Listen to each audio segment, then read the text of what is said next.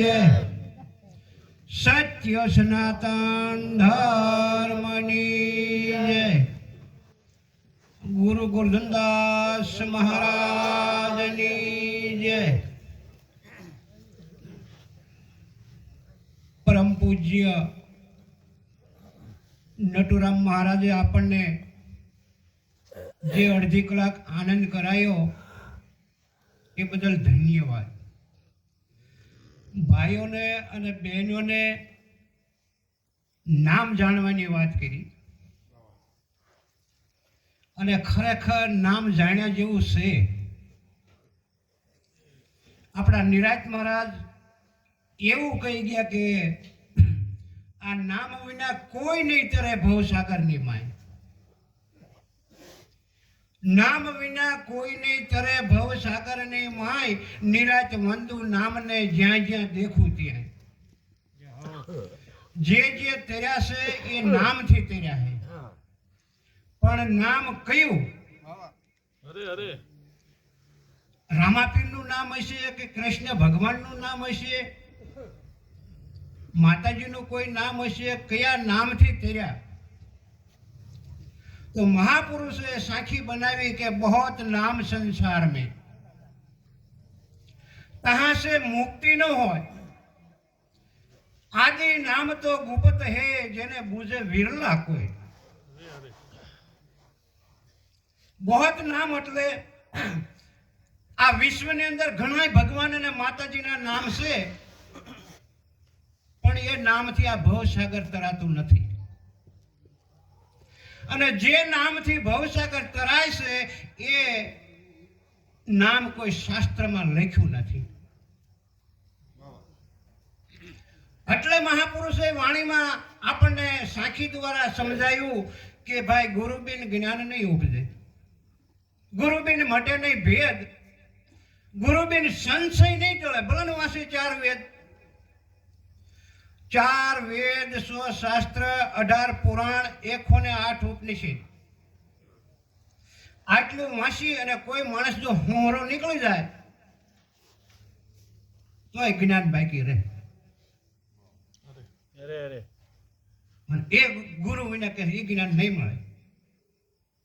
તો ગુરુ આપણે કદાચ કરાવ્યા હોય, કોઈ જગ્યા ધારી હોય, મઠ ધારી હોય, અખાડાના સાધુ હોય, કોઈ પણ મન રાજી થઈ ગયું હોય કે આપણે ગુરુ છે ને, પણ જો કંઠી બાંધી હોય ને તો જ્ઞાન ન મળ્યું હોય. આ નક્કી.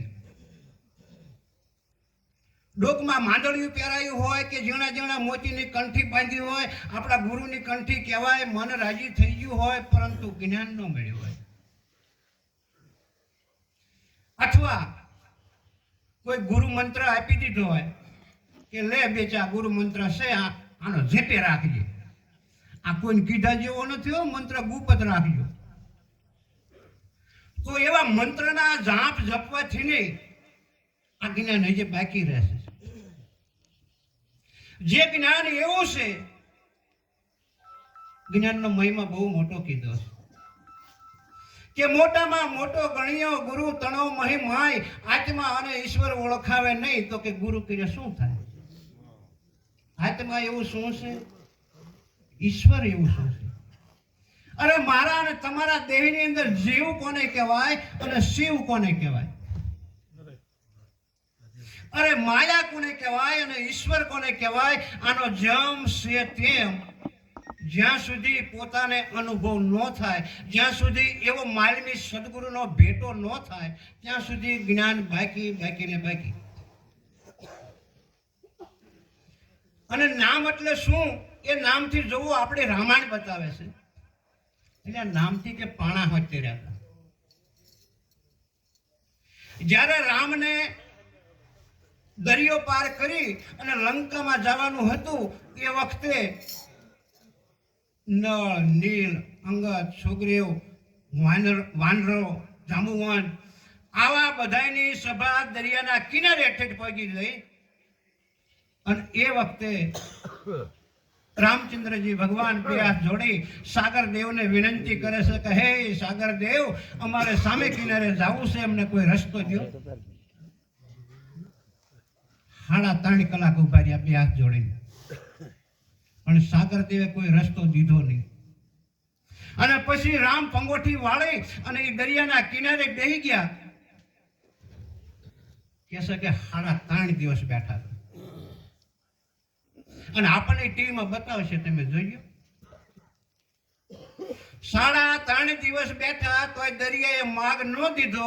અને એ વખતે રામને એક જરીક ક્રોધ આવ્યો.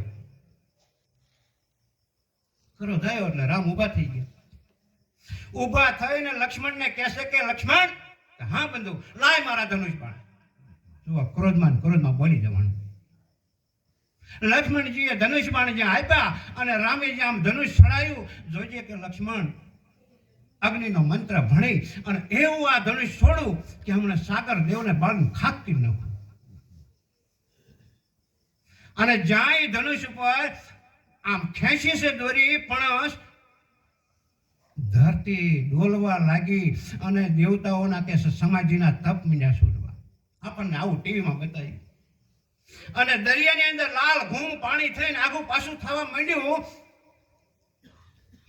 એ વખતે સાગરદેવ પ્રગટ છે. મારા બાપલાને પ્રગટ છે ને, એ આવો દેહ હતો.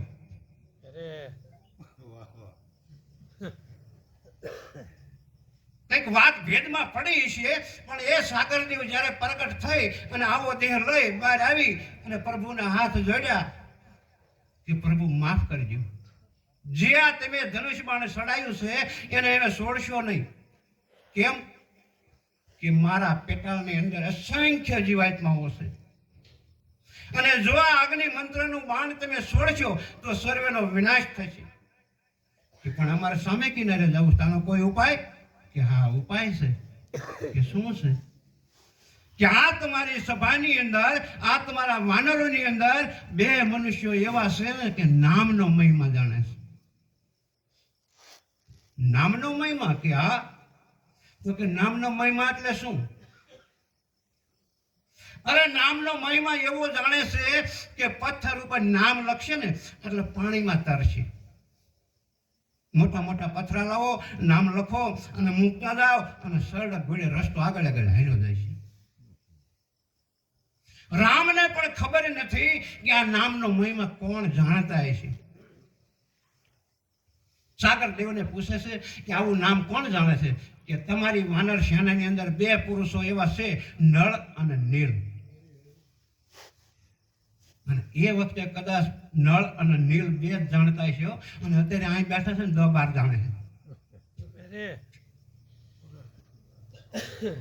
નળ અને નીલને પાસે લાવી અને બોલાવીને પૂછ્યું કે હે ભાઈ, તમે કે નામનો મહિમા જાણો છો? કે હા. ભલામણ 3.5 દિવસથી હું બેઠો હતો તો એ વખતે મને કીધું હતું કે હે રામ, તમે અહીં બેસો નહીં, નામનો મહિમા અમે જાણવી છે. પણ ના, એ કેવો રહસ્ય કંઈક છુપાયેલું છે. જેમ કૃષ્ણ ભગવાન અર્જુનને કહેશે કે હે અર્જુન, આ જ્ઞાન તારે જાણવું હોય ને તો કોઈક બ્રહ્મનિષ્ઠ સંતના ચરણે જા. એવા તત્વદર્શી સંતના ચરણે જઈ અને આ જ્ઞાન તું જાણી લે. એમ નથી કહેતા કે મારી પાસે બેસ, હું તને જણાવી દઉં. એટલે આ નળ અને નીલની પાસે પણ એવી મર્યાદા હતી. એમાં આચાર્ય પાસે પણ એવી કંઈક મર્યાદા હશે. નો ઉપદેશ લીધો એમનો કે કઈ આ વિવાહ હાલ પ્રતિજ્ઞા દમ કાલ તને પાટે બિહારી છે. જાણે છે નામનો મહિમા. અને એ નામનો મહિમા જાણવા વાળા નળ અને નીલને બોલાયા, પથરા લઈ અને નામ લખે છે. પણ હતું રામ જ શબ્દ, મૂકે એટલે તરે. તો રામાયણ એમ બતાવે છે કે જો નામથી પાણા તર્યા હોય તો હું અને તમે તો માણસ એવી. અને આ સંસાર સાગરમાં તરવાનું છે. પણ જો ઈવડું નામ મળી જાય તો.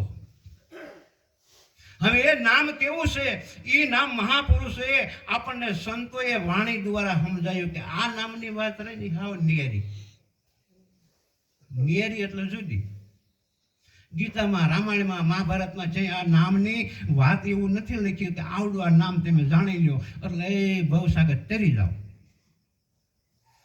નામની વાત છે ન્યારી હો મનવા, નામની વાત છે ન્યારી. ઈરે વાતું તો કોઈ આવા સુગરા જાણે પણ શું સમજે વેશધારી.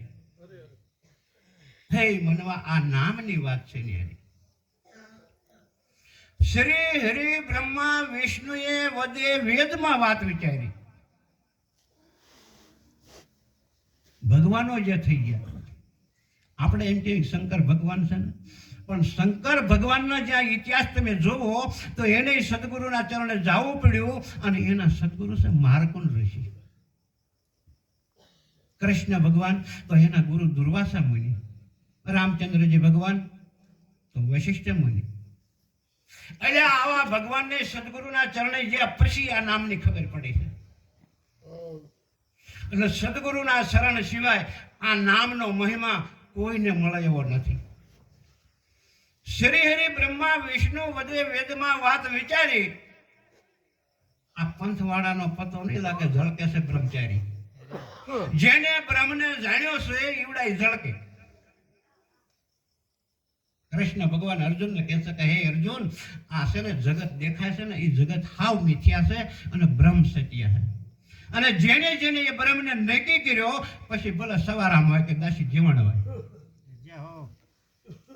ભલે સતી તોરલ હોય કે મીરાબાઈ હોય, પણ આવડા અમને બ્રહ્મ જાણ્યો અને ઈવડાય ઝળકી રહ્યા છે. આપણા વટવા ને આપણા ગઢા ઘણા વ્યાઈ ગયા, બ્રહ્મને જાણ્યો નહીં, નામી ભૂઈ ગયા.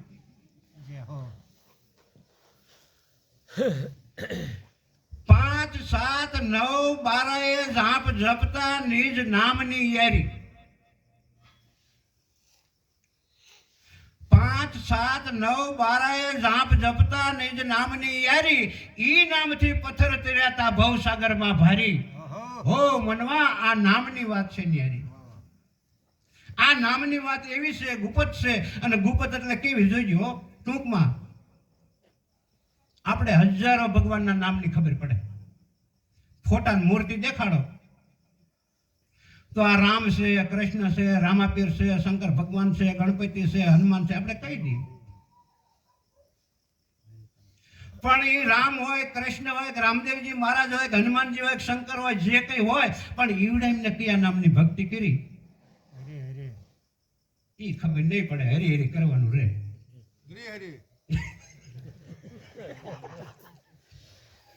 જોજો હવે અહીંયાથી આપણે વિશ્વમાંથી બહારથી આ દેહ ઉપર શબ્દ લાવો તો આ દેહ ઉપર જોજો હજારો નામ છે. મારા તમારા દેહ ઉપર હજારો નામ છે. આ એક કાંડામાં જાય એમ ગણો ને ત્યાં ખબર પડે કે આને હાથેળી કહેવાય, આ લીટારિયા રેખા કહેવાય, આને આંગળીઓ કહેવાય, આને વેઢા કહેવાય, આને અંગૂઠો કહેવાય, આને નખ કહેવાય, આને કાંડું કહેવાય, આને પોસો કહેવાય. અહીં ગણો ને ત્યાં 2 નામ થઈ જાય. આ બધાય નામની બધાને ખબર હોય.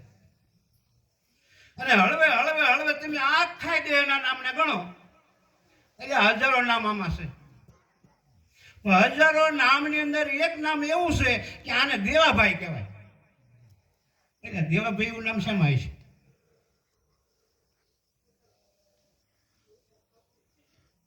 જ્યાં હાથ અડાડશું ત્યાં કંઈક બીજું છે.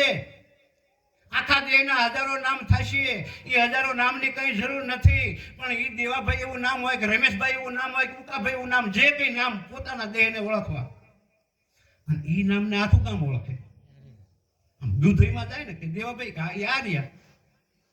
એટલે હાહરિયામાં જાય, મોહાળામાં જાય, ગમૈયા જાય તો એવડે બધાય ઓળખે કે આ જ દેવાભાઈ. અને દેવાભાઈ જો દેવાભાઈને ન ઓળખે તો ડાયા ગણાય મૂર્ખા. હજારો નામ જે બાર ભગવાનના છે, હજારો એ કોની ભક્તિ કરી એ નામની ખબર નથી પડતી ગુરુ ગમ વિના. એમાં દેહમાં હજારો નામ છે બહેનોમાં ભાઈઓમાં, પણ પોતાને ઓળખવાનું નામ શેમાં છે? કદાચ થોડુંક જડે જાય તો હજી આગળ જશે. દાખલા તરીકે ભાડુકા કે કયા તાલુકામાં કે સાયલા તાલુકામાં. એટલે તાલુકા ગણાય છે, પણ કે તાલુકો કયા જિલ્લામાં?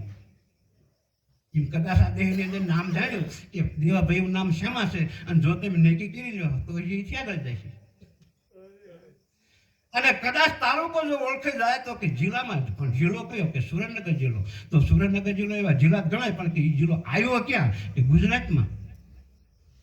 એમ આગું આવ્યું જાય. જ્યારે આખા ભારતમાં વિશાળ બને ત્યારે નક્કી થાય. એમ મારા તમારા દેહમાં જે નામ છે ને એ નામ શેમાં છે?